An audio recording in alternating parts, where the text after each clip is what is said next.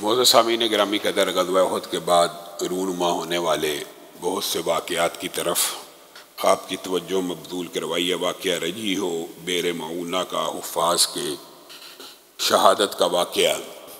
اس کے بعد رسول اللہ صلی اللہ علیہ وسلم کی ازواجی زندگی میں بھی دو بڑے واقعات پیش آئے۔ ایک حضرت زینب بنت خزیمہ سے رسول اللہ صلی اللہ علیہ وسلم کا نکاح ہوا۔ ان کو ام المساکین بھی کہا جاتا ہے۔ یہ بہت زیادہ صدقہ و خیرات کیا کرتی تھی، لیکن رسول اللہ صلی اللہ علیہ وسلم کے ساتھ ان کی رفاقت صرف چند ماہ رہی۔ رسول اللہ صلی اللہ علیہ وسلم کی ایک اور بیوی کا نام بھی زینب ہے، انشاءاللہ سنوں کی ترتیب کے حساب سے ان کا ذکر بھی کریں گے۔ ان کی وفات رسول اللہ صلی اللہ علیہ وسلم کی زندگی میں ہوئی، اور اسی طرح آپ کو معلوم ہے حضرت خدیجہ کی وفات بھی رسول اللہ صلی اللہ علیہ وسلم کی زندگی ہی میں ہو گئی تھی۔ گویا دو بیویاں رسول اللہ صلی اللہ علیہ وسلم کی زندگی میں انتقال فرما گئی تھی، باقی بیویاں آپ کے بعد اس دنیا سے گئی۔ ان کے بعد رسول اللہ صلی اللہ علیہ وسلم کا جو نکاح ہوتا ہے وہ حضرت ام سلمہ سے ہوتا ہے، اور حضرت ام سلمہ آپ کے علم میں ہے کہ ابو سلمہ سے پہلے ان کی شادی تھی، اور آپ کو یہ اعزاز حاصل ہے، آپ نے ہجرت حبشہ بھی کی ہے اور ہجرت مدینہ بھی کی ہے۔ ام سلمہ ایک بڑی ذہین، فتین، نیک، متقی، پاک باز عورت تھی، اور ابو سلمہ سے بے شمار پیار اور محبت کرنے والی تھی۔ تو ابو سلمہ کو ایک دن کہتی ہیں کہ میں نے یہ بات سنی ہے کہ جو عورت خاوند مر جانے کے بعد اپنے بچوں کی کفالت کے لیے کسی اور سے شادی نہ کرے کہ اس کے بچوں کی تربیت تعلیم صحیح طرح ہو جائے تو وہ جنت میں داخل ہو جاتی ہے۔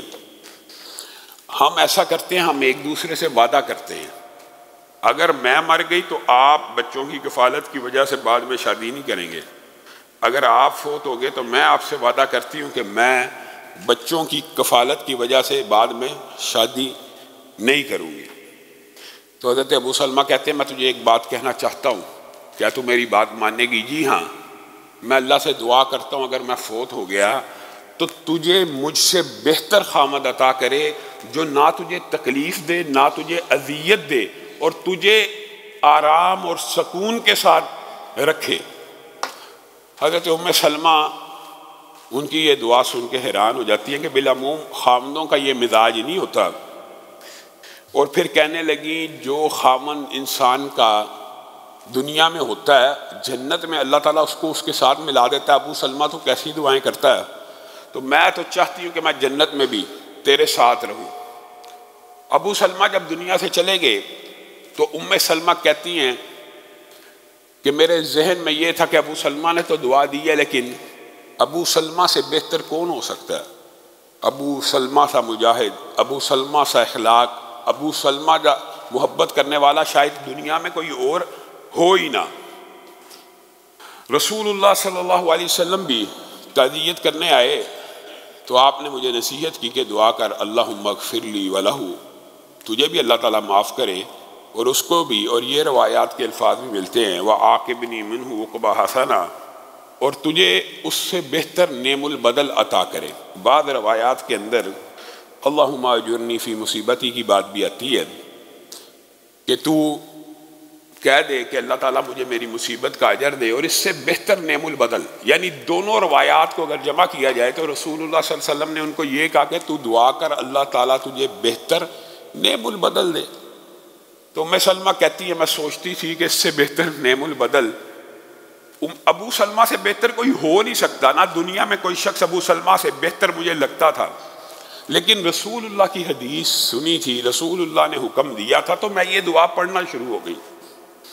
کچھ دن گزرے، ابو بکر کا رشتہ آیا اور میں نے ان کے رشتے کو ٹھکرا دیا۔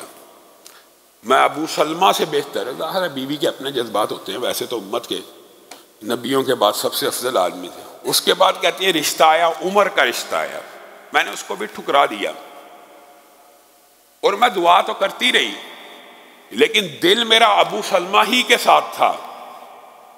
کہتی ہیں پھر کچھ دن گزرے، رسول اللہ صلی اللہ علیہ وسلم کے رشتے کا پیغام آ گیا، تو میرے ذہن میں یہ بات آئی، ہاں یہ اس دعا کا نتیجہ ہے، یہ اس دعا کا نتیجہ ہو سکتا ہے کہ دھرتی کے اوپر، زمین کی پشت کے اوپر ابو سلمہ سے اگر کوئی بہتر ہے تو وہ محمد الرسول اللہ ہیں۔ ہاں یہ واقعی دعا کا نتیجہ ہو سکتا ہے۔ کہنے لگی پھر بھی میں نے بڑی کڑی شرطیں لگائیں اور رسول اللہ صلی اللہ علیہ وسلم کو کہا میں غیرت والی عورت ہوں، میرے بچے ہیں، یہ مشہور حدیث ہے آپ کی، اور میرے ولی بھی ابھی یہاں پہ موجود نہیں ہیں۔ تو رسول اللہ صلی اللہ علیہ وسلم نے کہا جہاں تک تیری غیرت کا مسئلہ ہے تو میں اللہ سے دعا کروں گا اللہ تعالیٰ اس میں کچھ تخفیف کر دے اور تیری غیرت میں اور تیرے غصے میں اللہ تعالیٰ کمی کرے۔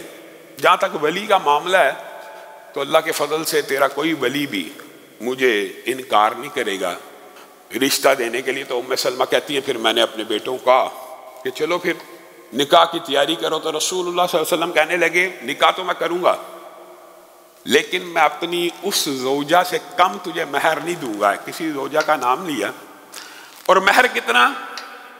ایک تکیہ دوں گا، 2 مٹکے دوں گا پانی کے، اور 2 چکیاں پاٹ کی جس سے آٹا عورتیں گھر میں پیس سکتی۔ یہ رسول اللہ صلی اللہ علیہ وسلم نے مہر طے کیا حضرت ام سلمہ سے۔ ان کی ایک بیٹی تھی، اس کو برہ بھی کہتے تھے، تو حضرت محمد رسول اللہ صلی اللہ علیہ وسلم نے دیکھا کہ برہ کہہ کے اس کو مخاطب کر رہے ہیں، تو کہا کہ تم اس کا نام بدل دو اور اس کا نام زینب رکھ دو۔ رسول اللہ صلی اللہ علیہ وسلم کی یہ سنت بھی رہی ہے کہ رسول اللہ صلی اللہ علیہ وسلم جہاں کہیں، یہاں پہ تو رسول اللہ صلی اللہ علیہ وسلم نے قرآن کی اس آیت سے استدلال کیا تھا کہ اپنے آپ کو متقی خود کہنا اور اپنے نام ایسے رکھ لینا جیسے صالح کے بارے میں بھی آتا ہے، اسی طرح وہی ترجمہ عربی میں لڑکی کے حوالے سے۔ تو تم اپنے آپ کو خود نیک اور متقی مت کو، اس کا نام زینب رکھ دو۔ یہ رسول اللہ صلی اللہ علیہ وسلم نے نام تبدیل کیا۔